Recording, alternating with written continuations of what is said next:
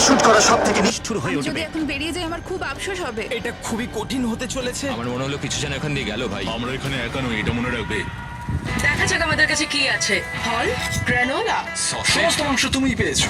আমি প্রত্যেককে একটা করে জলের বোতল আর কিছু প্রয়োজনীয় জিনিসও দিয়েছিলাম। এত অনেক খাবার, দেখতে হবে যে এগুলো আমরা কতদিন চালাতে পারবো। সবাই আমার ইউটিউব তোমরা কি চ্যানেলে আমাকে শুনতে পাচ্ছ? সাবস্ক্রাইব হ্যাঁ, করবেন। আমরা ভালোই শুনতে আশা পাচ্ছি। করি আমরা কিছু শুনতে একটা পাচ্ছি। আমি শুধু তোমাদেরকে জানাতে চাই যে এই চ্যালেঞ্জটা কিভাবে এগোবে। চ্যালেঞ্জটাকে ইন্টারেস্টিং করতে যদি কোনো একজন এই চ্যালেঞ্জটাকে ছেড়ে দেয়, তবুও সে তার ভাগের অর্থ জিততেই পারে। শুধু এটাই দেখার যে কোন দলের খেলোয়াড় শেষ অবধি টিকে থাকতে পারে।